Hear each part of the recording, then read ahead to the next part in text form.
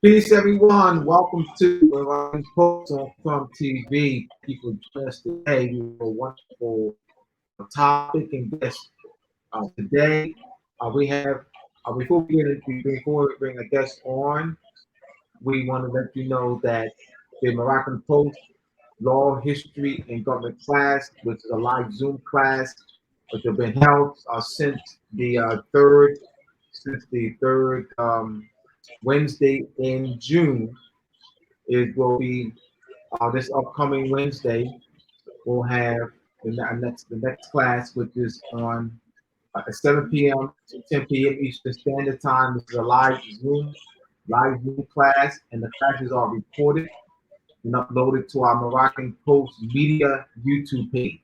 So we have all the classes on the Moroccan Post Media YouTube page. We also have the Moorish Body Politic Formation classes on the Moroccan Post Media YouTube page, as well as other videos.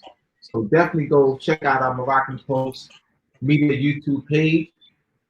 So also to order my books, the Masonic Conference Square and the Connection and Measurement of Timekeeping, Moors and Masonry, Part 1, Etymology Vocabulary. Etymology Vocabulary is something that you want. How Moon and Venus rule, Illuminati, and Illumination of the Mind. Go to mooresandmasonry.org. Mooresandmasonry.org. All right, so definitely we want to give a shout out to Brother Crumb for opening up his platform to us, the Moroccan Post. And so here we are, Moroccan Post on TV. We present to you a guest speaker, Messiah Aziz Il, and the topic that he'll be delving in today is astronomy and astrology and their Masonic connection. Astronomy and astrology and their Masonic connection. All right, so we'll bring our guest on, Messiah Aziz Il. Peace, brother. Peace. Peace. For one, I'm definitely honored that you would allow me to come on here and do this particular topic. As you yourself, are well adept and qualified um, on that subject, and to ask me to come on here and do it and give my best demonstration from what I know. That's an honor to me. Um, First and foremost, I would definitely everybody's background of who I am, so that you can see where my qualifications are when it comes to the subject. Um, First and foremost, I'm 41 years old.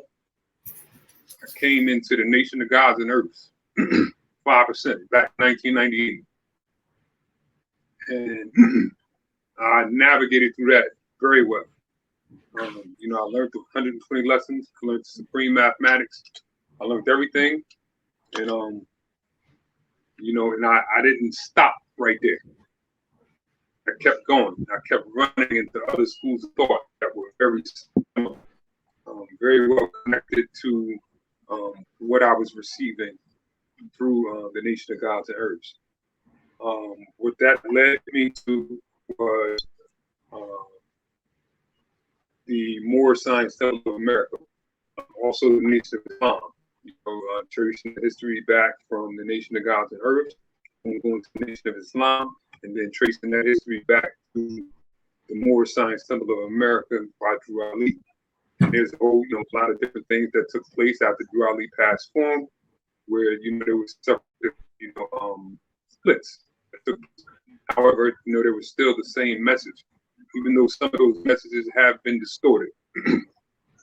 Even when it comes to the Masonic Lodge, there's a lot of distortion to that. A lot of that has been brought into, those various different organizations, but hopefully tonight we can clear some of that up. Brother Abdullah Bey has been doing a great job at clearing that up through the years. He's one of the he's the truth, if you ask me. When it comes to that, when it comes to history, when it comes to law, when it comes to etymology, when it comes to masonry and its connection to astronomy, I mean, he goes into depths. You see, so it's, I'm very honored that, you know, you would invite me on the show, you know, to give my demonstration. I'm going to give the best demonstration that I can. So first thing I want to go over is this. All right, hold on. Let me back up for a minute. Mm-hmm. I've been through the Nation of Gods and Earths. I've been through the Moor Science Temple of America. I've been through the Great Seal. I've been through the ancient free, or I'm still part of the ancient free Moorish rite. And the ancient free Moorish rite is a little different than the regular Masonic Lodge. And I've also came through what we would call European lodges or traditional lodges or Orthodox lodges, which in reality, we don't call them that because that's our stuff. We gave it to them. They might have put a little twist on it, but we gave it to them, and it's all stuff that all reflects astronomy as well as astrology. So, you know, I've come through those degrees of light through those. So now, what I'm going to be giving out tonight is a section of various different schools of thought that I've been through. And the topic, of course, is astronomy, astrology, and its connection to Masonry. And first thing I want to talk about is this, is the Earth. Because now we're talking about astronomy, right? And now when we're talking about astronomy, we're talking about the Earth. You have certain areas, geographical areas in the Earth, where there are different types of agriculture. And the reason why they have that different type of agriculture is because the Earth don't sit straight up, it's tilted at 23.5 degrees. And because of that, you have 4 seasons until you get down to that equator. When you get to that equator, it's the same all year round. Earth being 193 miles away from the sun. Boom.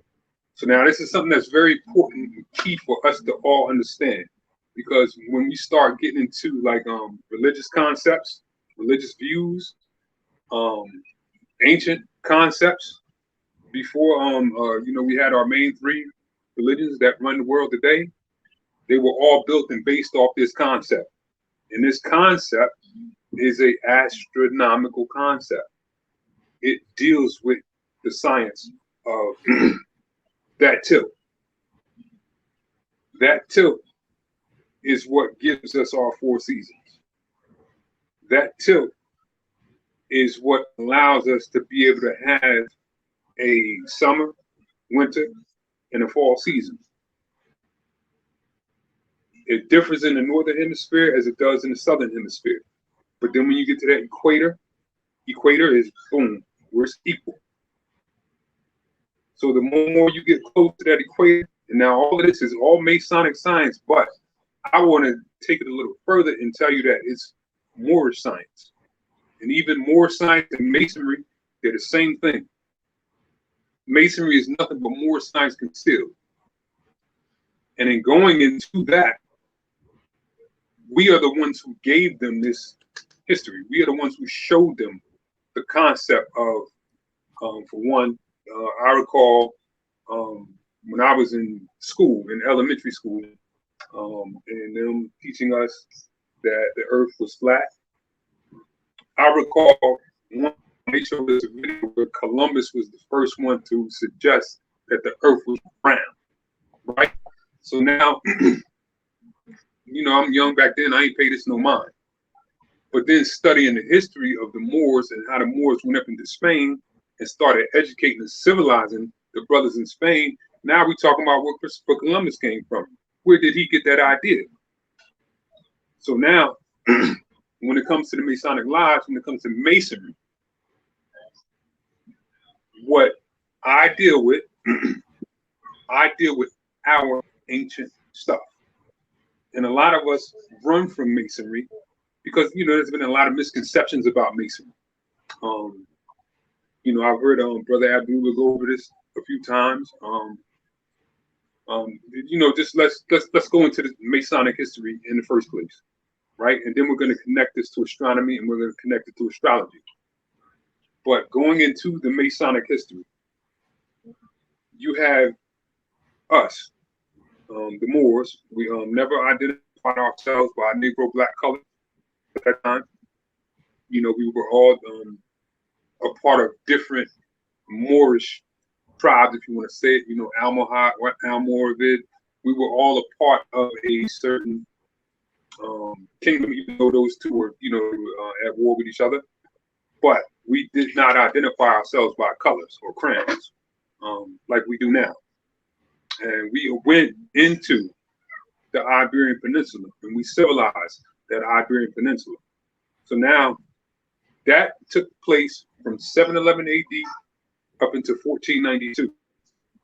So now you have another portion, another geographical portion in Jerusalem where Moors existed by the name of the Saracens.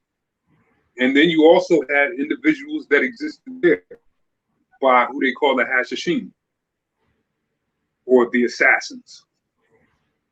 So now when these European, there are various different chivalric orders that even exist in today's Masonic Lodge, and they trace themselves right back. But there are various different orders that came down to Jerusalem and learned the actual science of the twin tongues. Now, Abdullah always tells us this, and he's absolutely right. Messiah, Messiah, you're chopping up. You're chopping up. Yes, sir. Can you hear me better? Yeah, well, yeah, you're chopping up. We can hear you, but it's just you're chopping up. It might be your signal. If there's something you think you can do, is that is it on your Wi-Fi? Maybe I might have to step outside. All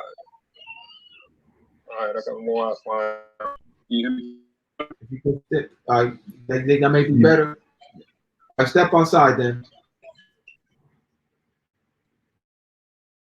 As you do that, yes, everyone, the book is Messiah is actually giving us, you know, a background on history and showing you gotta place the Moors in historical context, you know, so that the science can be that you get before he gets into explaining in detail more of the astronomy and astrology, or who are the people.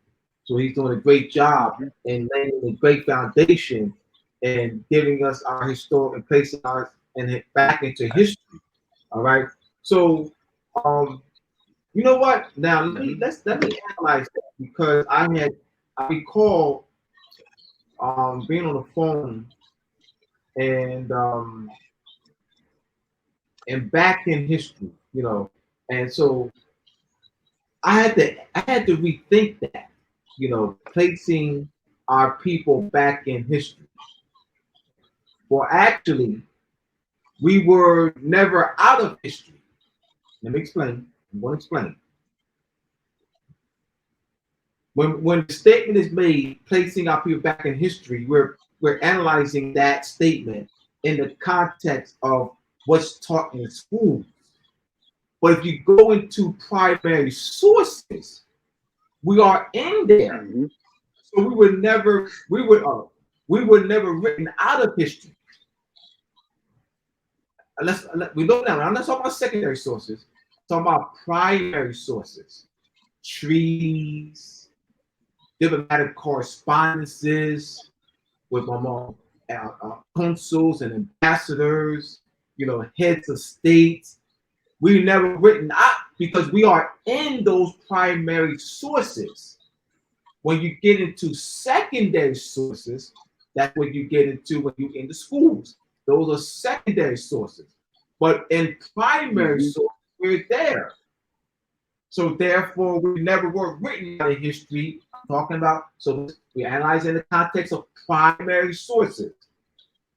Those are actual treaties, actual letters and correspondence written by kings and beys and days, you know, kings and princesses. So different consuls and ambassadors, you know, so we are in those. But that's it. But it talk about secondary sources that you get in school, then that's one thing. But we're not written out of history when it comes to primary sources. I just want to address that. Mm-hmm. As you were, Al Messiah.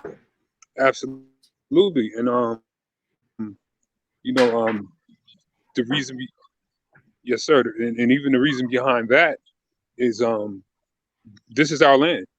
Um, this is our land, and if you don't know who you are, you can't make no proper connection to the land. So this is why, for example, you know, they got what they call reconstructed history from 1865 to 1877, the Reconstruction era, which is where they really actually reconstructed history. So there were a lot of things that were known and well known about us, you know, and in those treaties as well, that you know they X'd that out. They X'd that out and took it out completely out the curriculum. You know, they started the printing press in the mid 1850s and started making all these books. And then all the books that they had made, if I'm not mistaken, I might be going by the wrong Pope name, but I think it was Pope Urban, who made sure that every single piece of literature that got produced had to go through him first. So now we're looking at somebody who's running the Roman Empire. All these same very nations, you know, your Portuguese, your Dutch, your English, all these same nations that have came and took,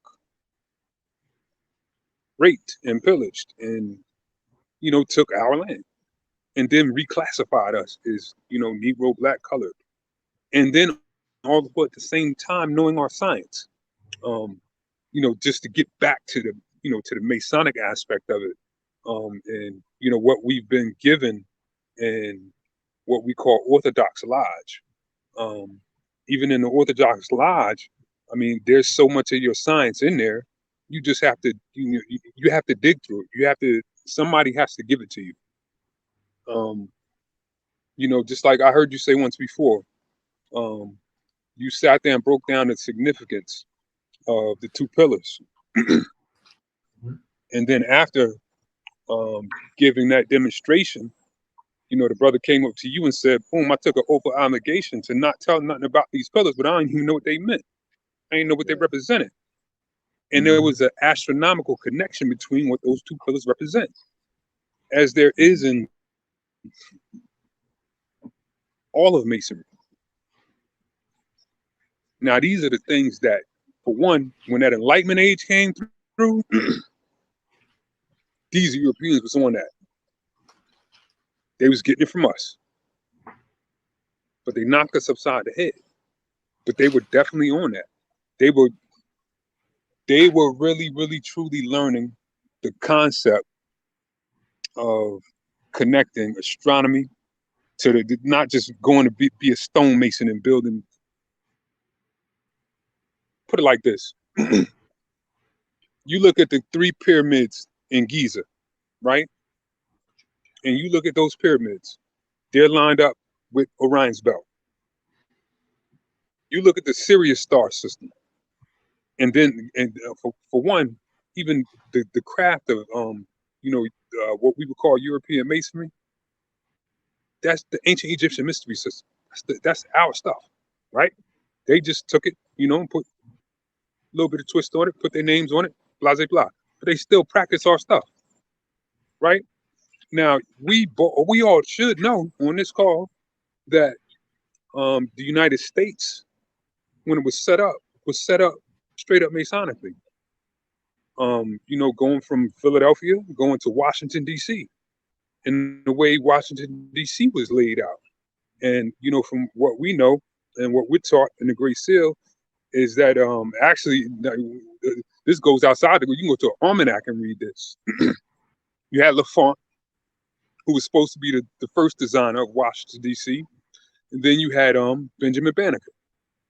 And Benjamin Banneker, they say that he memorized LaFont's designs and layout. But, you know, we know him to be a descendant of the Dogon. And now, when you're a descendant of the Dogon, for one, the Dogon, they had advanced knowledge about the Sirius star system. And the entire craft of masonry is built on the Sirius star system. It's built on ancient Egyptian cosmology and the Sirius star system. Boom. My man. You know, for you brothers that's on here that's traveling, this is something that you need to know. You need to know the story and the variations of this story. One, you got Shu, Tefnut, Nut, and Geb, right? Mhm. They represent cosmological forces. They never actually existed. They represent cosmological forces. They had uh, Offset and Osiris, or Osar. You know, the Greeks, you know, call them Osiris, Mhm. Isis, and Isis, boom. Divine kings of Egypt. Horus. They you know, conceived and had a child, Horus. Mhm.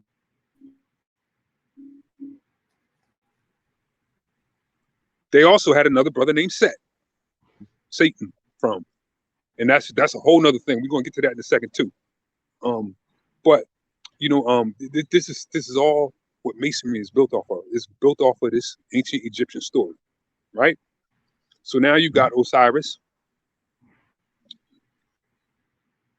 and you'll see the you'll see that same obelisk right there in Vatican City, right? And that obelisk represents the phallus of Osiris. So when you see that obelisk, it represents the raising of Osiris. They know more about our stuff than we do in most cases. You know what I'm saying? Now when it comes to, you know, somebody like you, you know, very highly intelligent, more scientists. But I'm talking about brothers that's a part of the craft that been taking oaths of obligations to this degree, that degree, and that degree, not understanding exactly what's been going on, right? So now you got Osset and Osar. They had a son named Horus, and Osar also had a brother named Set. And Set ended up killing him, chopping his body parts up, spreading them all about Egypt and all of that. Mhm. And then it was his wife, Set, who had to go find his body parts and put them all back together. Everything she found but the phallus. The phallus is that obelisk. Boom. She had to make that in order to conceive and have Horus. Boom. So that he can transcend. And he transcended to the underworld. So now it's another thing right here. Boom. This is what I always hit brothers with all the time. Brothers that come, you know, come from you know, like Afrocentric communities, or, you know, communities where they try to, you know, diss Moors and say that, nah, we ain't Moors, we black, blah, blah, blah. I say this. I say, okay, if you think that's true, why is it that, for one, you can go right to Washington, D.C., and you will see the phallus of Osiris as the Washington Monument. And then you can go to You just Vatican you chop the City, Messiah. Messiah. You're choppy again. right? They supposed to be to it the stars. For one, you already know about the 357 and the constellations that correlates to. Built right there in Mhm. Washington D.C.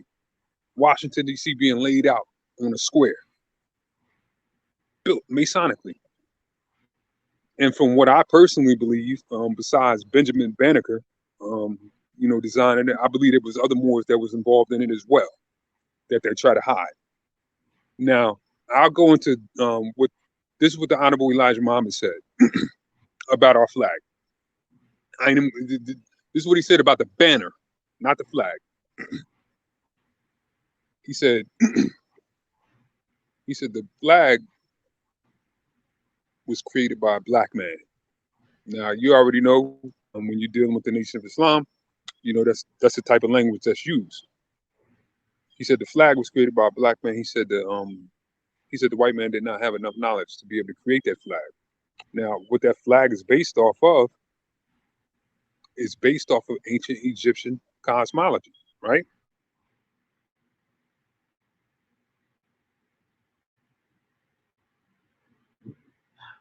Frozen. celebrating their holiday. We're celebrating our holiday. We're celebrating the ancient Egyptian New Year. We're celebrating the Heliotic rising of Sirius. And there's a video by Ashwar Kwesi where he talks about this. And he talks about the 4th of July and looking at the star system Sirius and it illuminating in red, white, and blue during the 4th of July. So now you take that into context with Benjamin Banneker, who I believe is the one who created the flag, because you go to an almanac, the almanac is going to say, we don't know who created the flag. Some people will say it was Betsy Ross that no, she was the one that sold it, but she wasn't the one that designed it. So now this is something that they will hide from you in an almanac.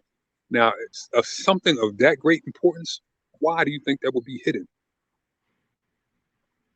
And then this man is a descendant of the Dogon tribe, knowing and understanding the science of the planet Sirius, knowing and understanding the heliacal rising of the planet Sirius. And these things were important for your survival. You had to know. You look at Stonehenge. Stonehenge is going to let you know about the Earth. It's going to let you know about that 23.5 degree tilt. It's going to give you, we use clocks now, we use calendars now. It's going to give you that calendar so you know when to plant and harvest. You know, we built many edifices for that reason. And this was all Masonic. These are all things that we gave to them, which they turned into what we call the Masonic Lodge in this day and time. This is all Moorish science that was passed down to Europeans, and they've been custodians of it. And the sad part is this, you know, even though many of us got it on various different degrees, many of us don't understand it. And by me coming through houses like the Great Seal, coming through houses like Moorish Rite, this is where I was able to learn about, you know, what these degrees actually mean. You know, we can talk about the sun and the moon and Venus. Very important to know. How do we get rain? How do we get snow? All these things are governed by the sun and the moon. You got the moon, right? The moon, it travels around the earth and it has a gravitational pull. The sun also, it shoots off rays of light, which will allow water to evaporate. So now when you're looking at the earth is roughly 72% water. You know, arguably 75, but roughly 70, it's mostly water. So now you got your sun shooting rays down on that water, on those oceans. Then you got the gravitational pull of the moon drawing that up. It draws it up into a certain point. And when it draws it up, it's a fine mist that you cannot see. You can't see it. But when it gets too heavy, these clouds that we look at, when it gets too heavy, that's when it has to come down. And this is where we get our rain from. And without that, we can't eat. We can't plant. See, now our forefathers, we knew the science of agriculture. We knew how to navigate using certain celestial bodies. We passed these things on during the First Crusade, 1099 AD, to the Knights Templar, as well as other Knights, chivalric orders. We passed these things to other chivalric orders during our rulership in Spain. And now these things have been, you know, turned into our Orthodox Masonic Lodge in this day and time. And, you know, many of us, you know, we're unaware. We're unaware. We don't even know. We get these degrees and we get these words, we get these steps. Just like you say all the time, it's not a symbol. They really aren't symbols. They are more so sigils. Sigils. I don't know if any brothers that's familiar with metaphysical science, but a sigil has a certain energy. In other words, it's like this: every single thing that exists, as far as shapes are concerned, um, they give off a certain energy. Colors give off a certain energy. Combinations of these things give off certain energies, and these are things that we mastered. They learned about this during that Enlightenment age. They learned how to use these things. Some of them still use it. So when it comes to the ways we got to step, the passwords and the stuff that we do there, it all has a meaning.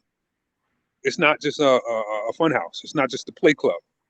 You know, um, and what we need to do, in my opinion, is bring back into um, that, which I don't even like to call theirs, because that's we gave that to them. We need to teach them about that. Our brothers, we need to get back into that. We need to learn how to. There's a reason why they're ruling. They're ruling because they're using our stuff. They use our stuff, and we don't. The moment we start to try to teach people about our stuff, then they want to start talking about some devil worship.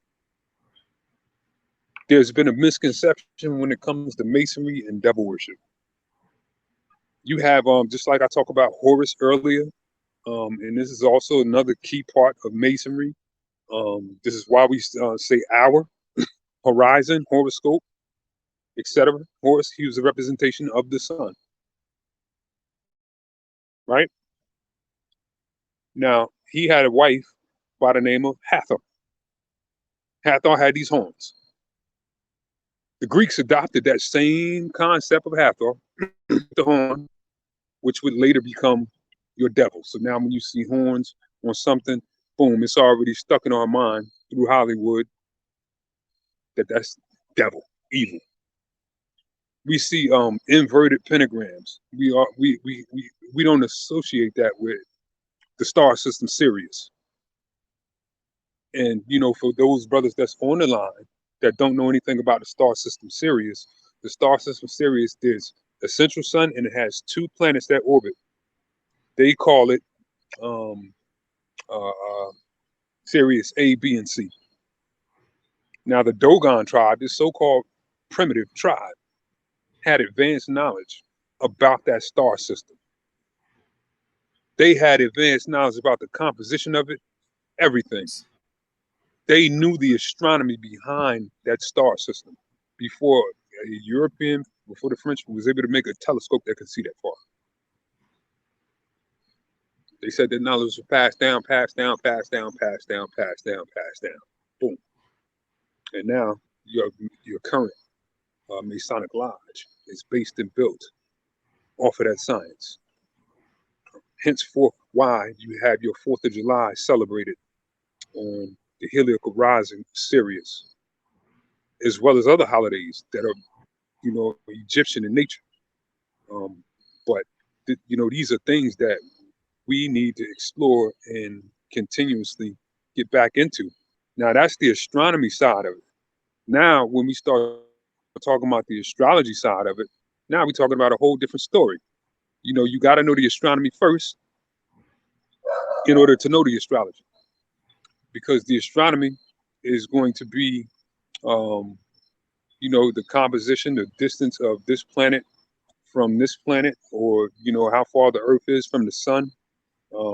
What they might tell you about the composition of the planet, but when you're dealing with astrology, and this is something that our ancestors have mapped out years ago, is how it connects to human characteristic. How does it control human characteristic? And one example of this is the moon. And the moon is, for one, it governs the woman's menstrual cycle. It also governs emotions. It changes up where it goes through a complete cycle every 28 days. It changes up zodiac signs every 2.5 days. And, this is where you get these concepts like lunatic, because, moon is lunar. Um, and, with the full moon and all of that. All of these things come from ancient scientific concepts. So now, I use the moon as an example. If the moon has an effect on the tides, on that 75% to 72% water that exists on this planet, if the moon has that much effect to be able to raise the tides, and your body has the same amount of water, your body, for one, is connected to the universe. They say it takes 8 minutes and 20 seconds for a rays of the sun to hit the earth. It takes that same amount of time for blood to circulate completely through your body. You get what I'm saying? So now when you're looking at the moon and how it has an effect on the earth, and your body is mostly water, why would this not have an effect on you? Now that's one planet. You still got the sun. You still got Mars, Venus, Mercury, Jupiter, Saturn, and the further planets that govern generations, which would be Uranus, uh, Neptune, and Pluto. Um, the way the wheel works and the way our ancestors charted that wheel and mapped that wheel out was they broke down a 360-degree circle in just like I said, in all shapes. They have a certain energy associated with them, and our ancestors were able to break down and find out the existence between those circles. Now, when you take a circle and you break it down, especially when you're dealing with the zodiac, there's three ways to break it down. For one, gender, male and female, negative, positive. Two will be the three phases that everything goes through. In astrology, it's called cardinal, fixed, and mutable, but it's like middle, beginning, and ending. And then you'll also, once you start digging into, ancient stories, because most of the ancient stories that we would call religions, they're based on astrology. They're based on astrological events. Like for example, with Krishna, you got with Krishna, you got the sustainer. You got the creator, the sustainer, and the destroyer. You'll find that in a few other cultures as well. But that's based on your cardinal, your fixed, and your mutable in the zodiac, right? Because most of what we deal with is based on the zodiac. And when you take your gender, which is negative and positive, male and female, when you take your three phases, which would be cardinal, fixed, and mutable. And then when you also take the four elements of the physical universe and you put them together in one 360-degree circle, you have 12 possible combinations. So these signs, just because some Greek philosophers said, oh, we're going to call this Aries, we're going to call this Taurus, we're going to call this Gemini. It's a combination of, for example, Aries being masculine, being a fire sign, and being cardinal. And those three attributes right there is what makes an Aries as well as its ruling planet. And you can go straight down the line with that. So when you get to Taurus, boom. So what they use to represent Aries, they use a ram to represent Aries. Why? Because it's a cardinal sign. It's a masculine sign, and it's a fire sign. So now when you're dealing with those three combinations, the fire is like, fiery. We already know how fire is. Cardinal is, let's get some stuff started. Let's move. And then you got your masculine, you got your male. Boom. So when you got the combination of those three, boom, they decided we're going to say, look, the ram. because the ram is going to ram. Boom. This is what I'm an Aries myself. This is what we do. We'll run through obstacles and not pay no attention. I know Brother Abdul's an Aries. We'll run through the obstacles, and sometimes we won't pay no attention to detail. When you get to your Taurus, now you're dealing with a different combination of three. Now you're dealing with female, not meaning like somebody's gay. That's a Taurus, or you know what I'm saying. Just we talk about energy that's spiraling inward, because you have energy that's spiraling outward, energy that's spiraling inward. The energy that's spiraling outward will be your masculine. The energy that's spiraling inward will be your feminine, right? So I mean that just simply means, that person might not be outgoing, right? So now the three combinations of this is feminine, it's fixed, and it is earth. So now with those three combinations, they use a bull to represent Taurus, and a bull is very stubborn. So now when you got those three combinations, right? You got for one, it's fixed. Fixed means this is what I've been doing for the past 20 years. This is what I'm going to keep doing, and that's it. So this is why they use the bull to represent that. You go to Gemini, same thing. Gemini is a mutable sign, so it's represented by the twins. Mutable means changeable. I mean, you could be one way one day and then another way the next day. Ruled by the planet Mercury, planet that governs intellect. This is how those planets work when it comes to their influence on human characteristic. Your sun is your identity. That's what governs your identity. That's what, when somebody asks you what your sign is, your sun sign is your sun sign, your general characteristic, your general identity. However, when you're dealing with astrology, you have several other influences. So your sun might have been somewhere, but your moon might have been somewhere else in the zodiac. Mercury might have been somewhere else, Venus somewhere else, all the way on down the line. And, what we do as astrologers is we use an ephemeris to be able to find out exactly where these planets were at. And this all had to be done through, just like Brother Abdullah told me the other day, in order for you to be able to chart that, you got to do it first through astronomy, in order for you to be able to know where these planets are going to be situated at on a given day.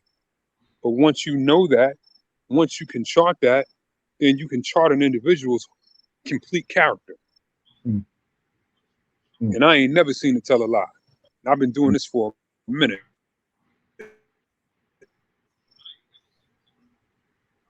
So it's like you got, which is what governs intellect, as well as how you communicate. So let's say your Mercury was, even though your sun sign might be Aries, you might have a Mercury in Pisces. That means you might not be good at communicating.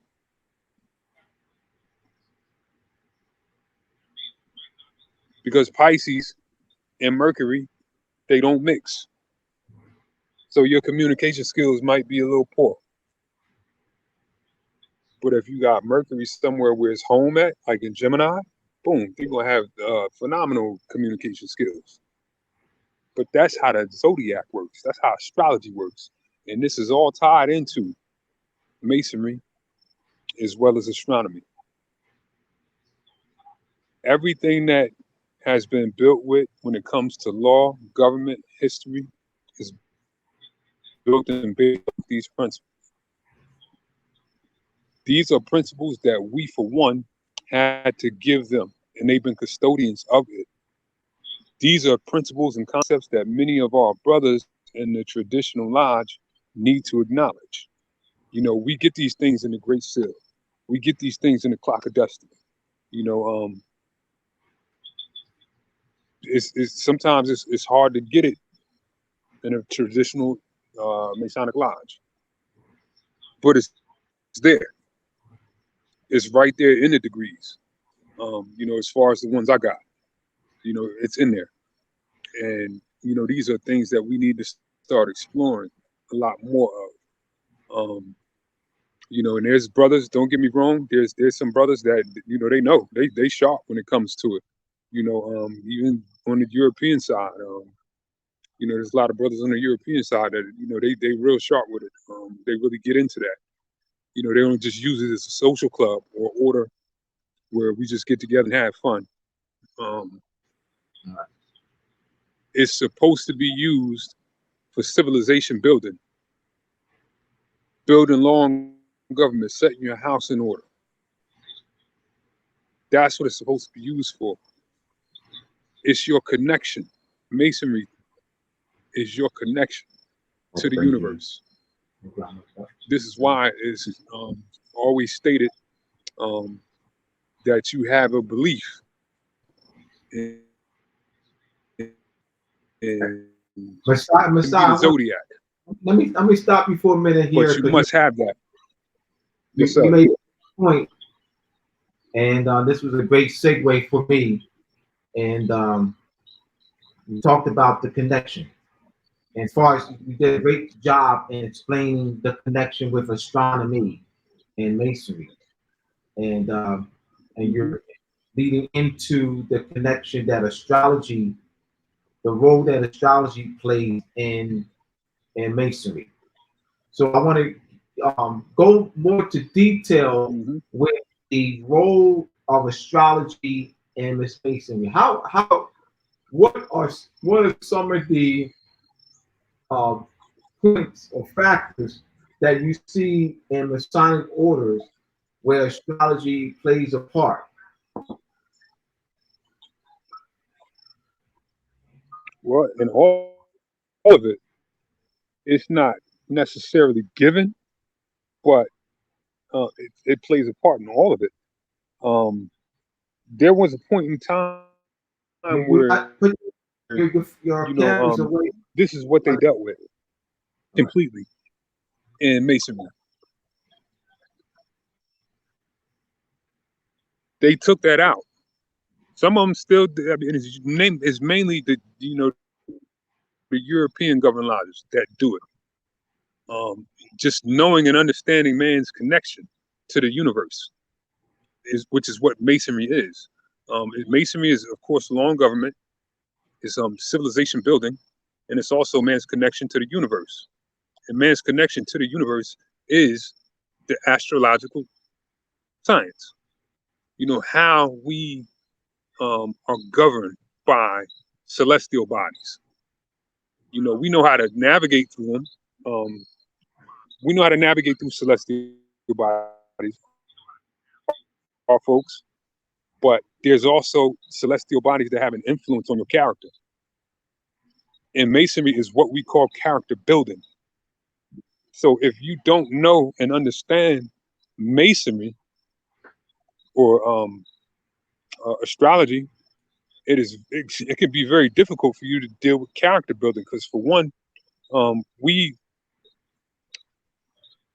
there were points in time where we would um, connect each other through that zodiacal connection. Um, you have harmony and disharmony when it comes to the zodiac.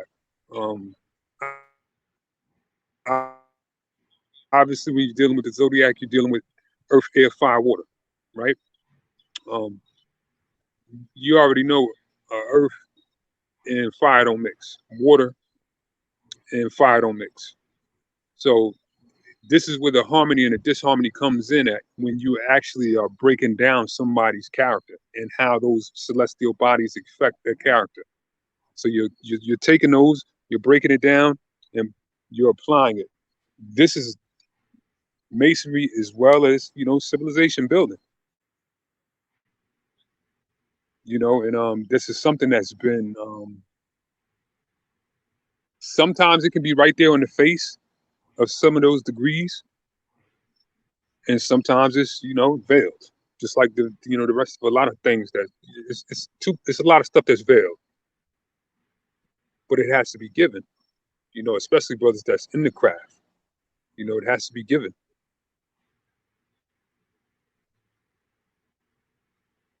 Masai, you mentioned So, earlier. You mentioned earlier that there are our people in general view mhm. astronomy and astrology as quote unquote devil worship. Now, what one of the things that I've done is someone say to me if I were talking mentioning astronomy and then that you would get someone to say, well, that's devil worship. What I would do is ask them what time it is. There's something just ask them what time it is. There you go. So when they once they give you a time, all right, Hmm. because they're not making the connection. See, they're not making the connection of time, all right, to astronomy. So once they give you a time Hmm. and say, well, are you aware that what you gave me is that is a product of the knowledge of astronomy. Hmm. The time is based on the sun. All right. So this is like the sundial. So you're relating the time, you're relating the aspect of the sun. So they don't know what astronomy is. Hmm. They deal with it every day. The millions upon millions of people deal with astronomy every day. Every GPS, day. GPS, Did GPS. you ask somebody? I do the same thing. When people start talking like that and start saying, "Oh, nah, I don't deal with astrology. That's devil worship." I'm a Christian. Blah blah blah. I'll be like, "All right, well, what's today? Today's Sunday, right? Why is today Sunday? Why is it even called that? Why is tomorrow Monday? Why is it even called that?" This is where that connection of astronomy and astrology comes into. Why we even have our 7 days of the week or our months, the calendar, period. Just like you said, you know, you can't sit there and try to say that, what you're dealing with is, devil worship. For one, people don't even know what the devil is. People they've been duped in the head about what that is. You Yes, know, absolutely. and the misconception of what the devil is Yep. and what's been given to our people through like mainstream religions has it's caused a conflict to the point where it's like it's kind of difficult to sometimes communicate actual science to our people, but at the same time you can ask them a simple question like that and then make them question. They might start questioning, yeah, all right, why is today Sunday?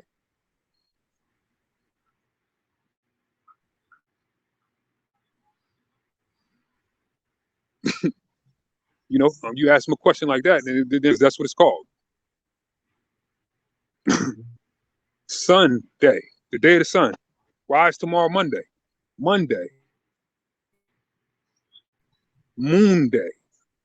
So now how can you sit there and say that, oh, yeah, astronomy and astrology, that's devil worship, or even say masonry is devil worship and all of this stuff, and then And so Illuminati and all of this, and even that's a whole nother history as when you were well. saying Messiah, the days of the With week, with the with names that. of the days of the week. Can you hear me? Hear me? Okay. Hmm.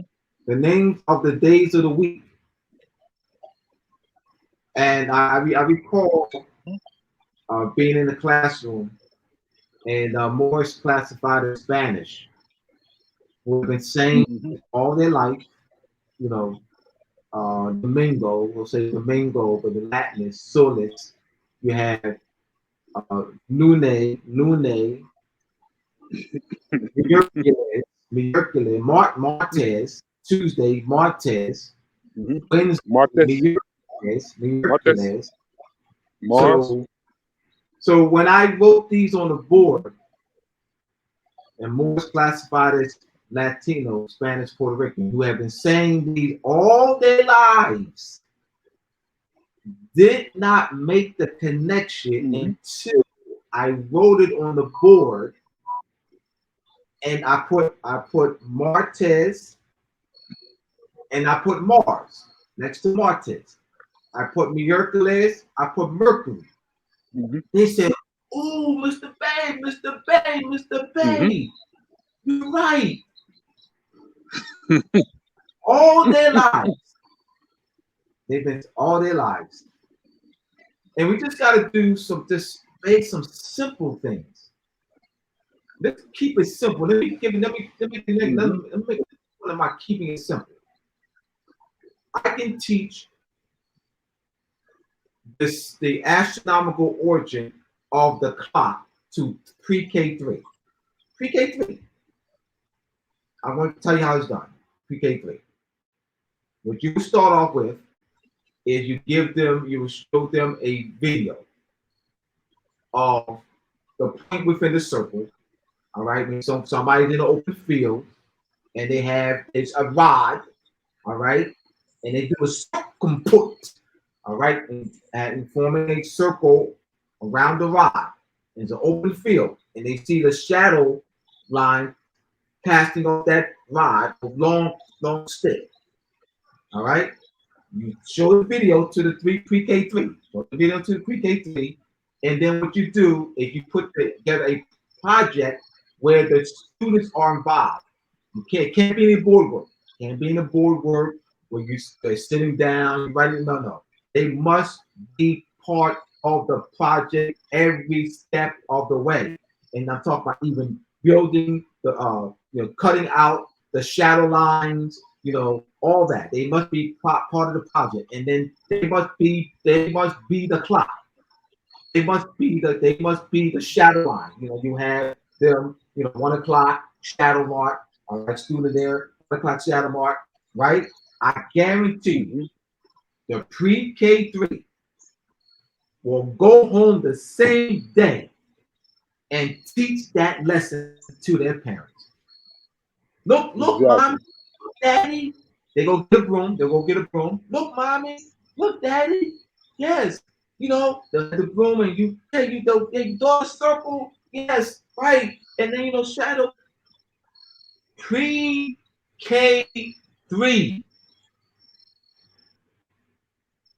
You teaching the astronomical origin of the clock.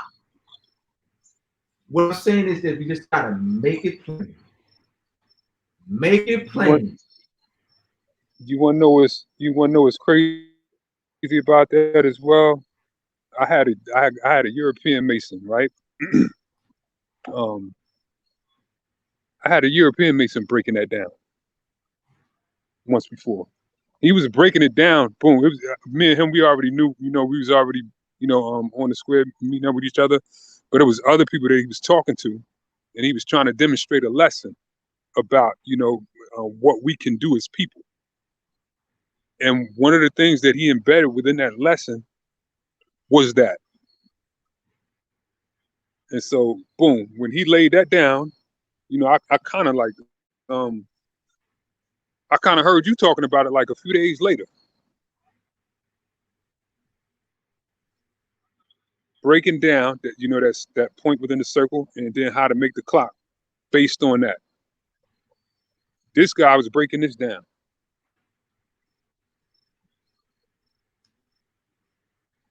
So, it's like, um, man, we got a lot of tools.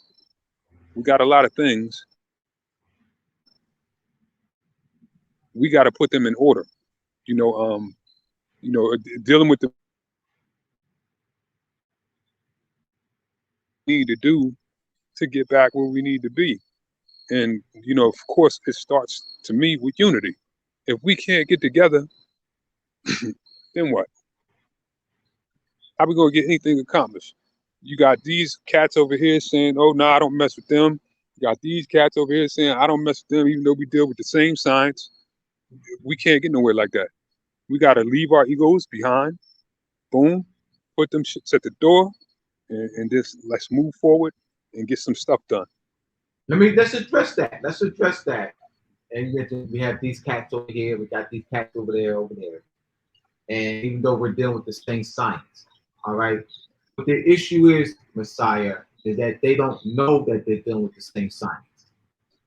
I think so. What you would have to do, all right, is show them that they're dealing with the same science. They don't know that they're dealing with the same science. They think that it's different. Just like the masses of people throughout the world don't know that there's one religion, that there's that what they call. I would never put a word. I don't put S on the word religion. I don't put the word S. I do not put the word S on the word culture. I don't put the word S. I mean, not word. I don't put the letter S on the word culture. I don't put the letter S on the word religion. So you will not hear me say religions. You will not hear me say cultures. No one will hear me say religions. No one will hear me say cultures. All right? That's already a distortion. There's a common origin.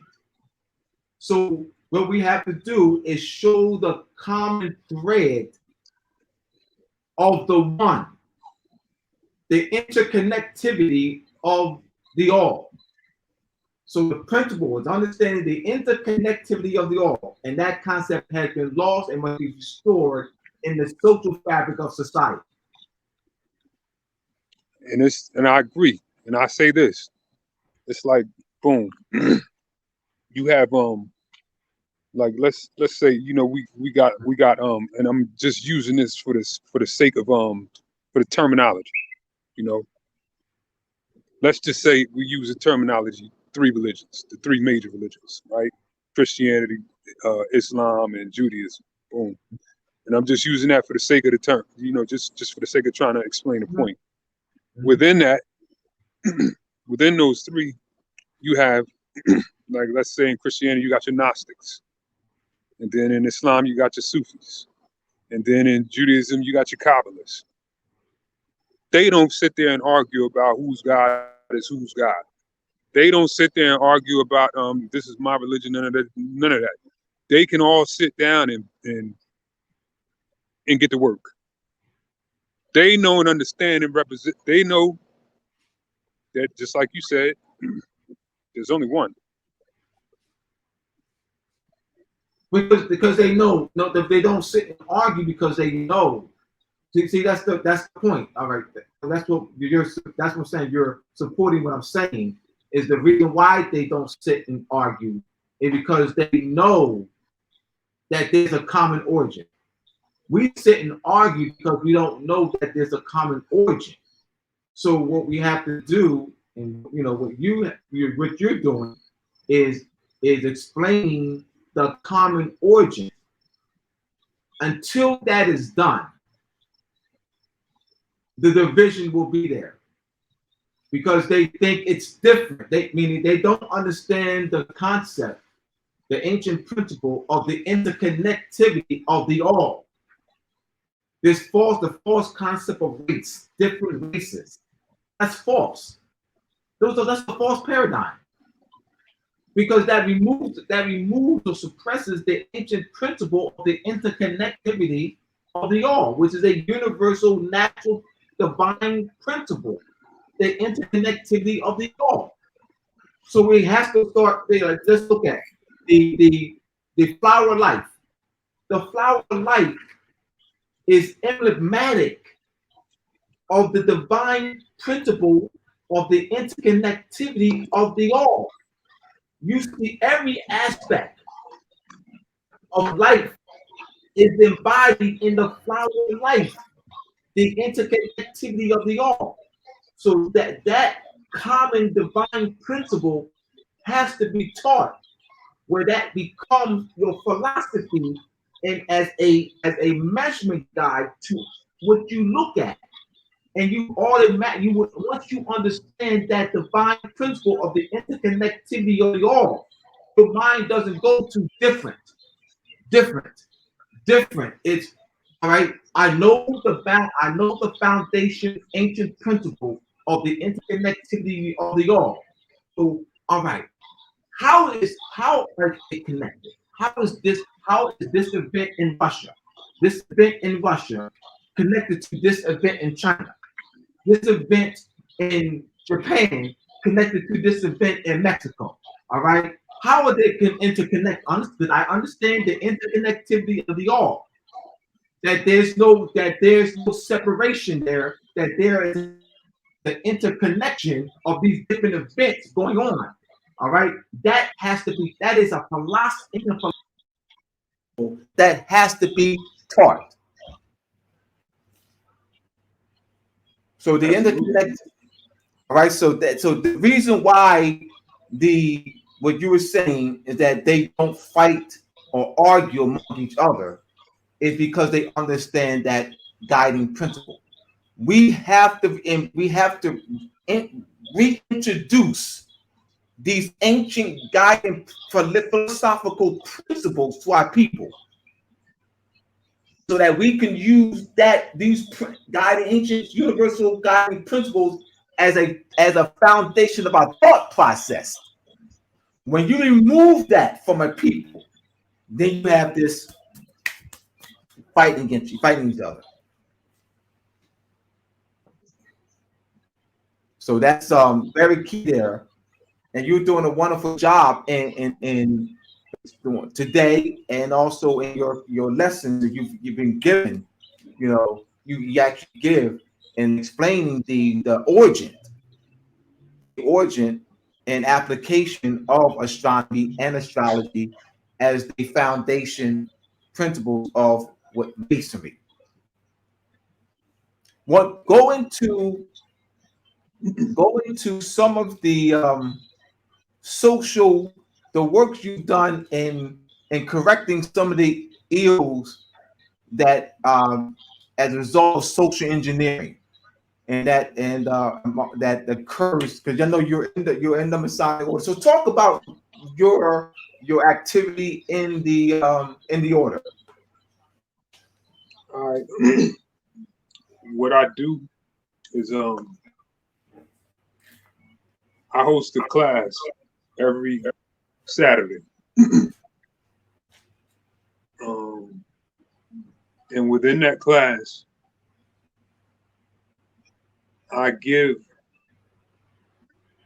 what is necessary for all Orthodox Masons to know about their craft. And I don't want to take anything or discredit any of my brothers that are available on that call because a lot of them know, a lot of them are there with it, but there's a handful that ain't.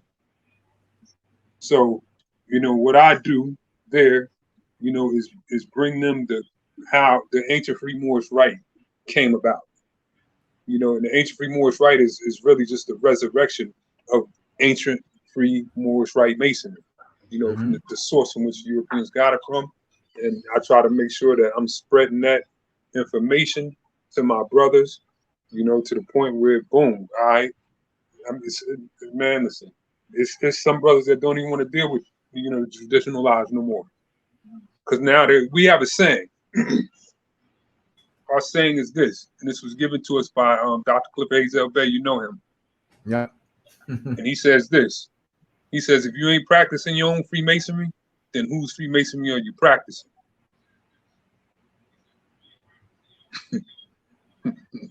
So, what I do on that call, to the best of my ability, is, give the concepts of, what our ancient Freemasonry is. Its connection to nature, its connection to, the universe, its connection to astronomy, its connection to astrology, its connection to metaphysics. I try to give these things because this is all, we have these things available, so I try to make sure that brothers have that connection, between them receiving more Rite degrees and then also having the ones that they've been had. Mm-hmm. And that's what I definitely do that. I try to do the best I can at it, and it's getting to the point where now it's like, there's brothers they doing it. I mean, they doing it. They coming up with some stuff, and I'm like, wow. So that's where I stand with that. And I'm gonna continue to stand with that. Because we got a very vast network of Orthodox Masons that have received Moorish Rite degrees. Don't necessarily mean that they're active in them or have been reading them or studying them, but Right. we It's a got good to start. yeah. So but that's what I do.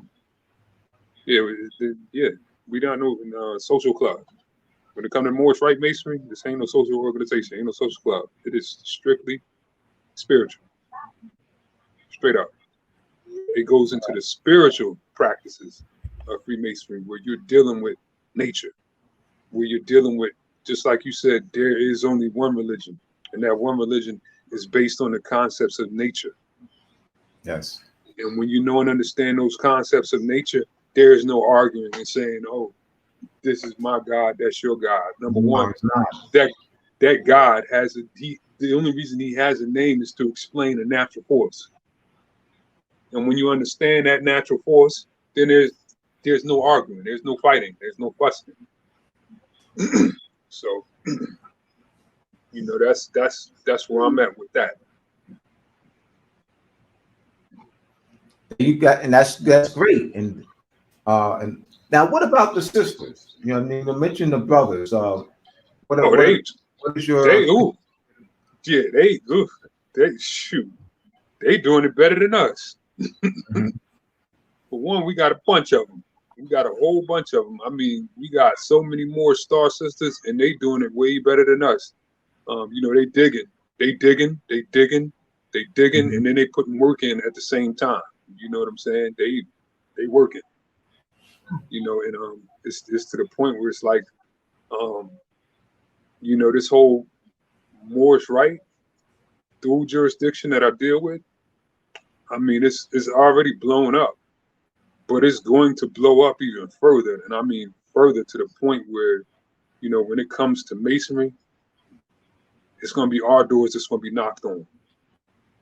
When it comes to, anybody that's trying to come into a lodge or whatever, whether they be a sister coming into a chapter, boom, they're going to be knocking at our doors for it. Because, we're going to be giving it out the way it's supposed to be given out, the way our ancient brethren gave it out.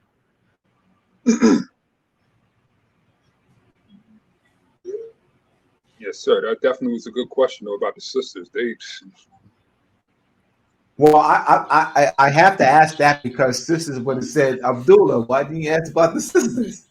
So I would have gotten calls, chats, emails, so absolutely. And rightfully so. They should do that. The sisters should get on me. They should get on me. Absolutely.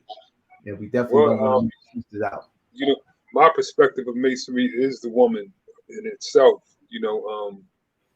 coming from, dealing with the ancient Egyptian mysteries and the story of creation through the ancient Egyptian mysteries.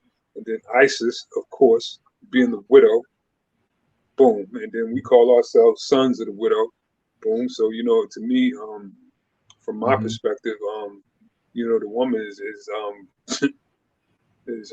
we've been taught that she's, subservient, but just dealing with the history of the craft and dealing with the history of, or the story, I ain't even going to say history, the story, the allegorical story of, Isis being the widow and then us being sons of the widow. That's key and important, to the, for women to understand. And they are very important. And just like the Honorable Elijah Muhammad says this, he says, no nation rises higher than its woman. We look at Drew Ali on the 101, and you see him, boom, on the cover of the 101, holding up a sister. He got 1 foot in the water, 1 foot on land, and there's a storm behind him. He got humanity written on her belly. All of these things have a representation, but he's uplifting. In order for you already know, you're the master etymologist. So when it comes to nationality and natus in the natal, you know, boom, that's key. If that's poison, then you got a poisonous nation. If that womb is attacked, then you got sisters that are producing poison, and that's what they do. They attack our women. They get our women thinking crazy, not on point, you know. And if they were thinking right and on point, then they can raise a nation of people that will be on point. But right now, you know, a lot of our sisters they ain't really they don't really care. They you know, trying to chase after, you know, some knucklehead or, you know, blah blah blah. So what we have to do it though. All right. So that means that we got to be stepping up to facilitate this process. All right? And that they would they would facilitate the process of right learning and proper concepts and thought that sisters that will be sisters, you know, that will rise up, you know, that will take a position and actually teach other sisters, that they will, you know, that they will extend their hand and to teach other sisters. All right. So we definitely, so it's always about, you know, all right, what can we do to continue to facilitate, you know, education and proper guidance, you know, for our people. So you mentioned that sisters that you're connected with, you know, so they will, you know, can take the, you know, the lead, you know, in helping facilitate proper guidance to the other sisters. I think the sisters need. I've been involved. I've been in this movement for 29 years, and it's been mostly brothers, been mostly males that I've seen. You know, males who have taught, males who have lectured.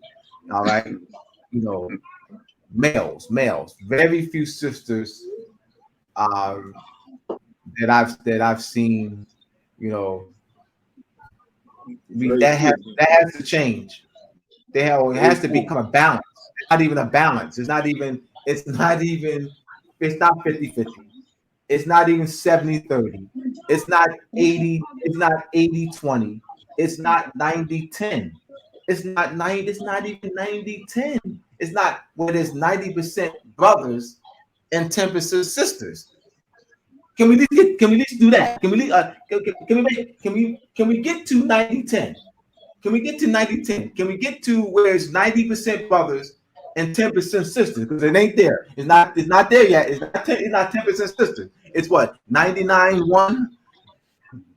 99% to 1? No, serious. I'm not. That's if I'm why off, hey. in the chat, if I'm off, I said 99% to 1. 99% brothers to 1% sisters. Talking about that's out there teaching 99%. So can we get to 90% brothers, 10% sisters, and then move 85% brothers, 50% sisters, at least. You know, at least. I mean, you know, right. Like get it moving into a direction where there's an increase in sisters. That's the point I'm making. That's the point. Yes, sir. That's why you know, I definitely give honors and respect to Sister Raj, you know, for the work that she's done. You know, her and Sister Anahita and the work that they've done. But, you know, like you said, you know, we need more of that. We need more, especially the younger sisters. You know, we need more of the younger sisters to yes.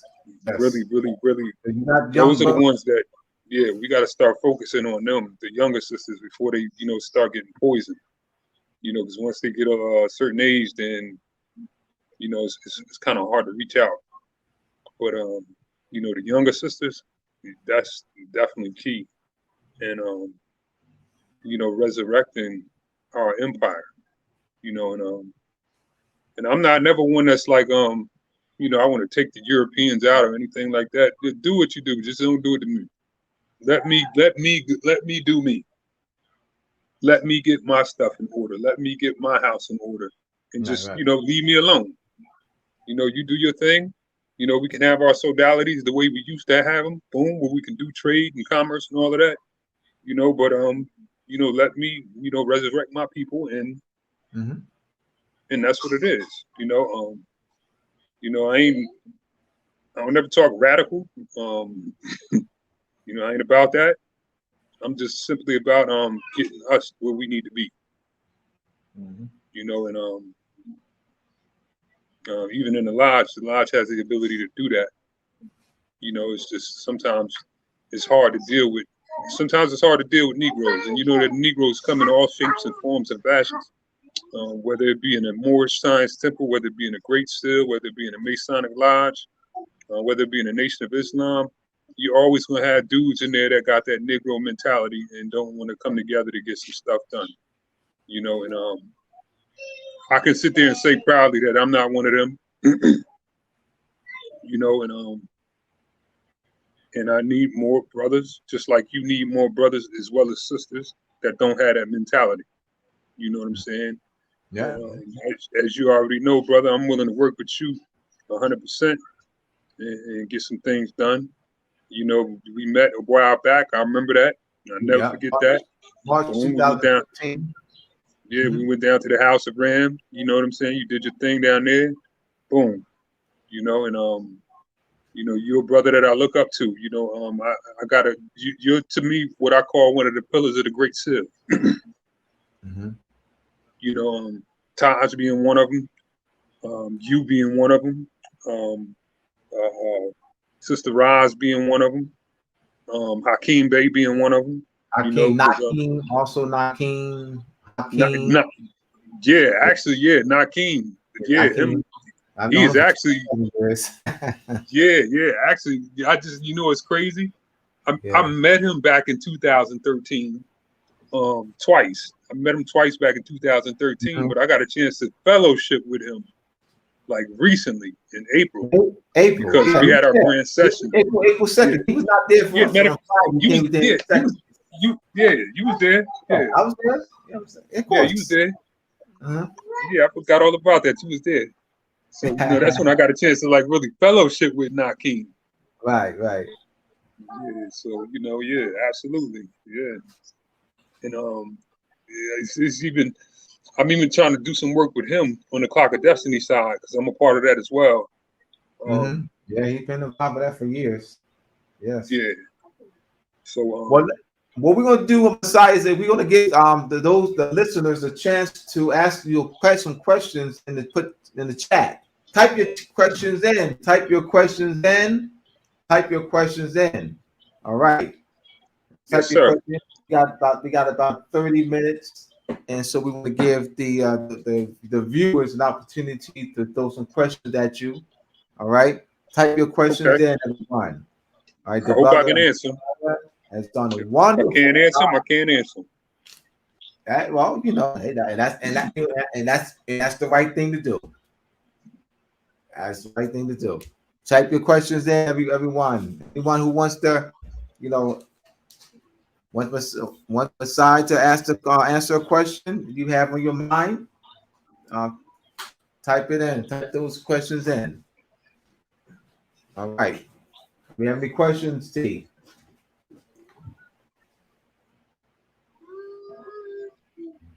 Type the questions in the chat. No questions. No questions yet. All right. No questions yet. So we'll continue. If we get the question come forward, we'll stop and give you the question.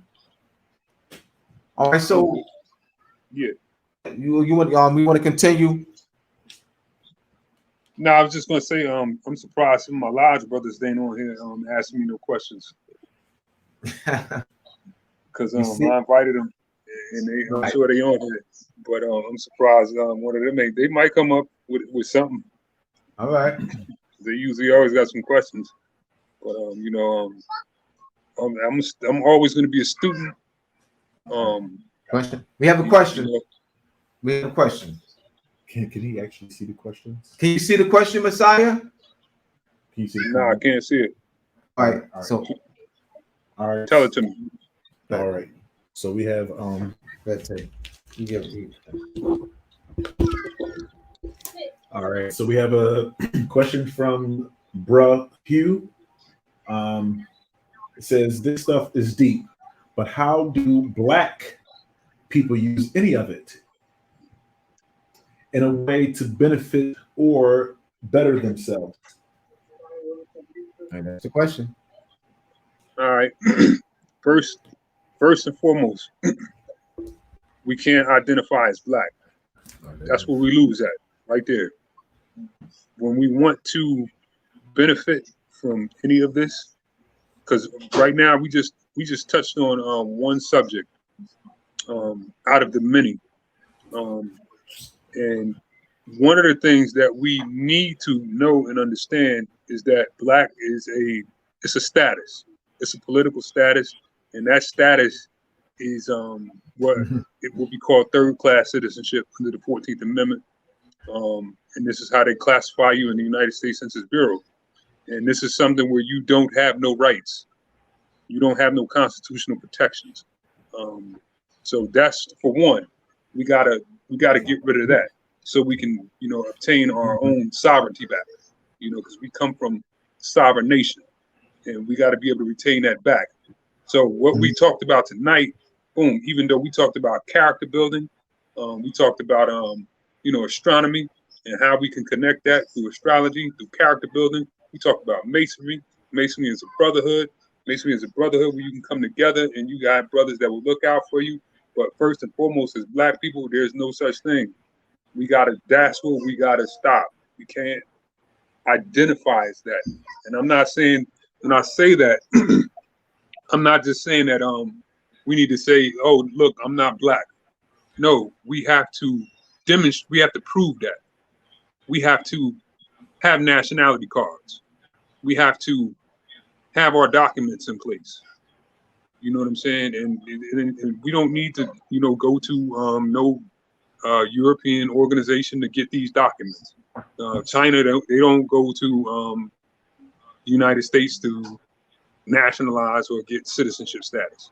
So when we're talking about first and foremost, when we're talking about Black, you got to realize that your legal, lawful identity is Moorish.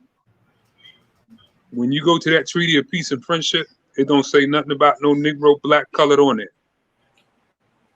It say Moors and Christians. Got a question. I have a question. Angela Shabri, Bay, she can't chat, so she texts me. Sometimes because she was not able to chat. All right, so here's the question. Where is it? What's the difference between Freemasonry and Masonry? I guess you meant. What's the difference between Freemasonry and Masonry?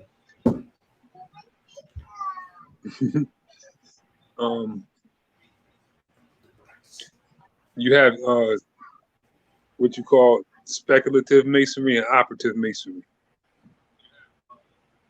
That's the difference. Speculative masonry and operative masonry. Explain speculative, explain operative. The speculative operative mason is an actual stone mason that actually build buildings. Speculative mason is one that not necessarily knows how to use the tools that we have, like physically. So speculative masonry is more so, it's not actual building buildings. It's, so that would be a Freemason as opposed to a Mason. But either way, they can still be used interchangeably, and it ain't gonna really make a difference. But there is what's called speculative Freemasonry and operative Freemasonry. But you could still use them interchangeably. It's really no difference.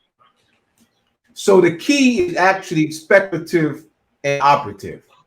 Speculative, operative, as you broke down. Is understand the difference between speculative and operative. You hear me? Oh yeah. Speculative is when you're taking the tools and you're using the tools to break down something that's going to build your character up. Operative Mason is somebody that's actually building buildings. that's actually laying that cement down. Right. Right. That's actually taking stones and making them into perfect squares. Mm-hmm. We use that in masonry to build character up. That would be your speculative side. There you go. You know, and these ain't no secrets that I'm, revealing. These ain't no secrets that I took an oath to not tell anybody. That's well-known history. Especially when it comes to masonry, and the speculatives and the operatives, or the ancients and the moderns, blah, blah, blah. But, you can still use Freemason and masonry interchangeably. It's not going to, really not a difference. Some people, don't get me wrong, they may sit there and say, no, I'm not a Mason, I'm a Freemason. And this is where, a lot of divisions come in at. I ain't going to speak about those individuals that do that, but, that exists. But in all reality, you can use them interchangeably. It ain't gonna matter. All right. Another question? I do have one that I would like to present from Kimberly Delaney. Why would a Mason be associated with a religion if they're taught about astronomy and astrology? Well, in masonry, we don't subscribe to saying that you have to be a part of a religion. All we say is that you have belief in a higher power. That's it. You gotta be a part of no religion. Okay. All right. As long as you got to believe in a higher power, whatever the higher power you call them, only you got to be a part of a religion. Okay. All right. All right. Now we have another question. Another question. It looks like they're coming in here. Abdul Muhammad. Is there a difference between astrology and astronomy? And if so, explain the individual relationship to masonry. You taking that one on Abdullah? Say again. Are you taking that one on Abdullah? No, you taking the question. All right, I thought he asked you that. No, you taking the questions, brother. Yes, sir. There is a difference between astronomy and astrology. Astronomy, would be the study of the actual planet, the composition of the planet, its distance from the sun, its makeup. Astrology is how it affects human behavior. So, astronomy would be your actual planet Venus. Astronomy would be your actual planet Mercury. But how does Venus affect human characteristics? Now we're talking astrology. And so when we're dealing with masonry, we're dealing with character building. So now in order to know astrology, you have to know astronomy. You have to be able, you can't, for one, you can't chart yourself. And masonry is character building. So this is where the connection comes in at. So when you're character building, you're charting yourself based on the stars, the celestial bodies, and how they have an effect on you and your human characteristic. And I can tell you one thing, it ain't never told a lie.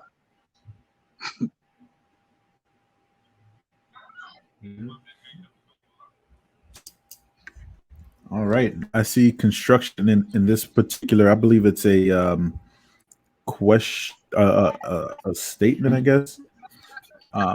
Nami B, it says, Moors is a branch of Freemasonry and Black people are not Moors. I can say that part is true, that Black people are not Moors, but yeah, we can go into that one. Sai, you gonna give that? Yeah. Let me jump on that one. Yeah, jump on that one. Well, for one, you got an individual named Francois Bernier, right? Francois Bernier, he's the one who came up with this whole concept of race. This is something that our people don't know nothing about. When we sit there and start talking about this Black stuff, and then you can put it like this: I can name 3 Europeans who gave you the identity of Negro, Black, colored. You can't name 1 European that gave us an identity of Moor. And I'll name all 3 of them. Francois Bernier, Carl von Linnaeus, and Johann von Blumenbach. Amen. Do your research on them. Great point. Great answer. Great answer. These ain't my words. This is history. This is Yeah, they gonna do the research. They'll find it. They'll find their books. They'll find their research. In fact, they'll find that institutions, college, universities, actually adopted their research. These Francois Bernier, Carl Linnaeus, and Johann Friedrich Blumenbach, they are ruling from the grave. From the grave. Their college universities actually took their literature and applied it and taught it to students. It was actually institutionalized. These are major figures. Francois Bernier, a French craniologist, Carl Linnaeus, a Swedish naturalist, and Johann Francois Bernier was in the 1600s, a French craniologist, Carl Linnaeus, a Swedish nationalist in the early mid 1700s, and the late 1700s, a German anthropologist whose name is Johann Friedrich Blumenbach. Major figures, and their classification system of classifying the human family based on phenotype, hair, brain size, which is with the brain size, hair texture, and also skin tone, has been implemented in many parts of the world. we didn't do that. So This is all well documented. Matter of fact, they even got books. They even got books. They just Google it, they'll find them. They'll definitely find them. Yeah, they got books that they wrote on this. It's I come across this sometimes between and I don't want to disrespect you, brother, or anything like that. All I'm just trying to do is just drop the truth down and just let you do your research for yourself. You ain't got to run with nothing I'm telling you. Just if you really are interested in knowing that answer, research those three individuals: Francois Bernier, Carl von Linnaeus, and Johann Friedrich Blumenbach. As a matter of fact, I don't know if any of you brothers watch Hidden Colors. They even talk about that. Even though they will keep on talking about this black stuff, they will mention them on one of those hidden colors. And these are the ones that came up with this whole concept of race and classification. Messiah, can you go back outside? Because you're choppy. Is it too dark outside? Yes. It's just choppy. We got about 15 more minutes. Yeah, the reason I came back in is because I had to plug my phone in. I got like 9. Oh, all right, no problem. You gotta stay there. No, I didn't know that. You gotta stay there. Then. No problem. So we can go. Yeah, I should be able to make it 15 minutes. You got 15 minutes? Yeah, I should be able to make it 15 minutes. All right, go ahead. Continue. Right. As long as the questions are brief. Yes. All right. There's no more questions? Another question? We'll go about another 5 minutes.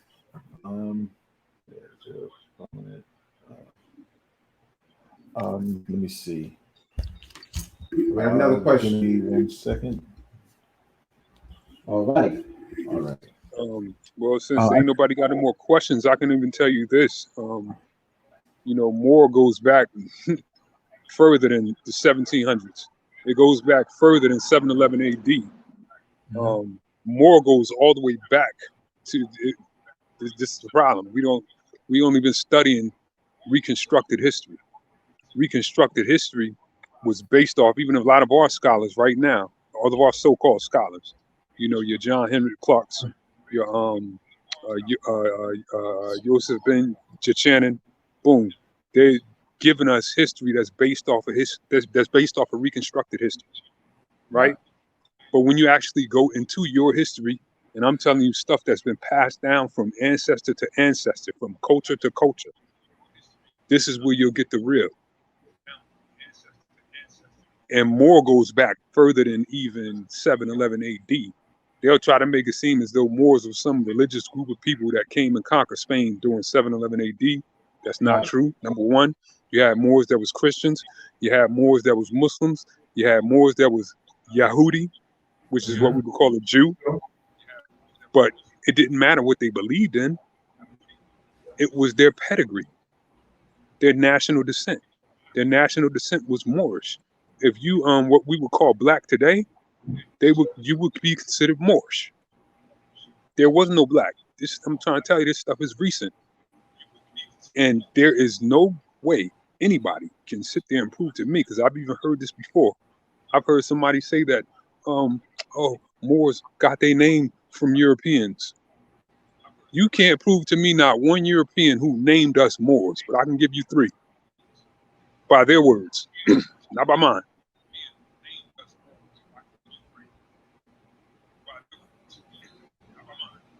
They gave you, the identity, black, Negro, colored, and all that stuff.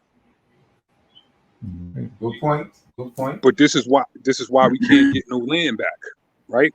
And I use this as an example. Boom, you got your Empress Verdiasi Tiasi Garson El Bay, right?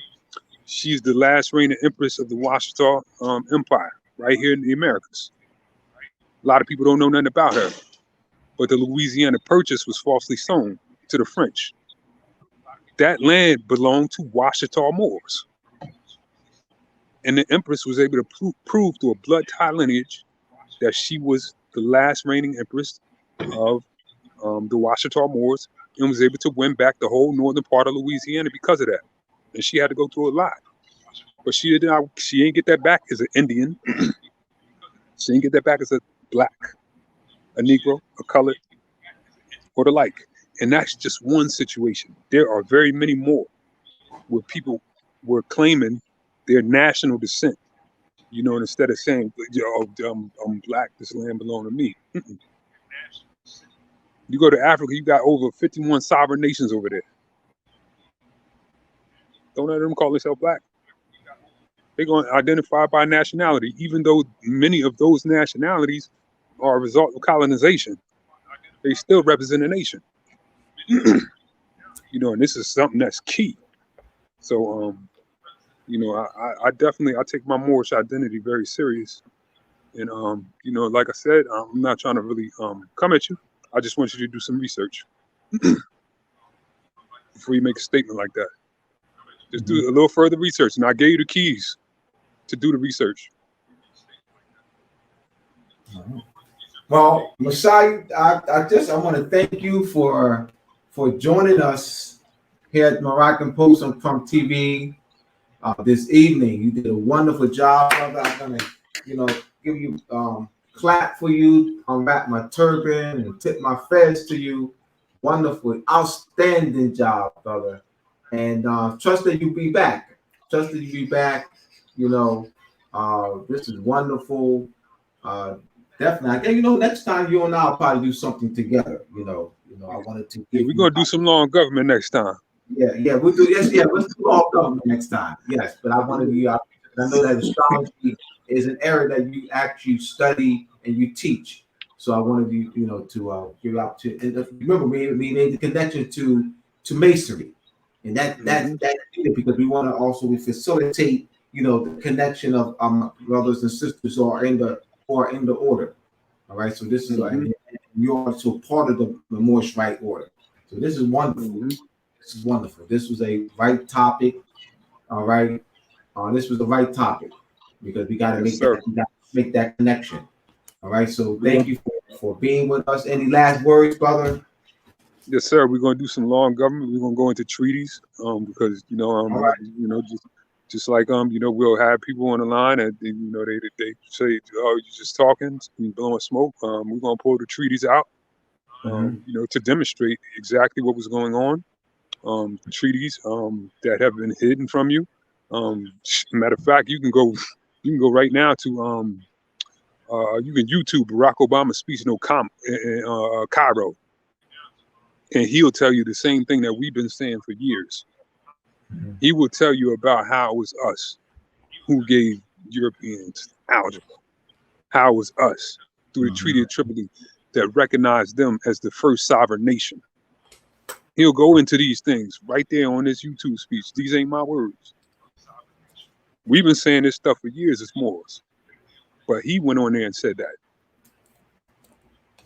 And so, you know, when we start getting into this long government, you know, we're going to touch on that. And I know, Abdullah, that's your thing, them treaties.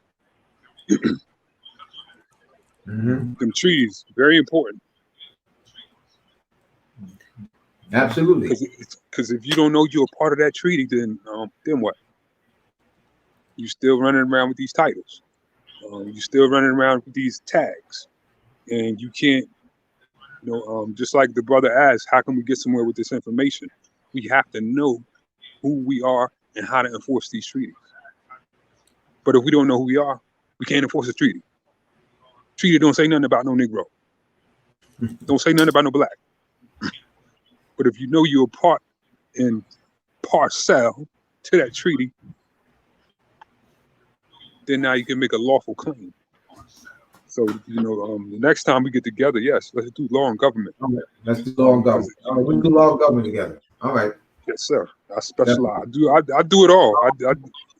We might do what? Because we have an opening.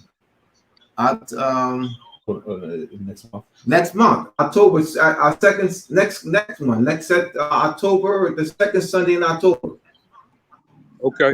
The second Sunday in October is an opening. We have someone at the fourth Sunday in October that started taking up. But it's the second Sunday, so that's 2 weeks from now. Is that what's that? What's the date? That is the second Sunday in October. That is the 8th. That's the 8th. October 8th. Are you available? Okay. Sunday, October 8th.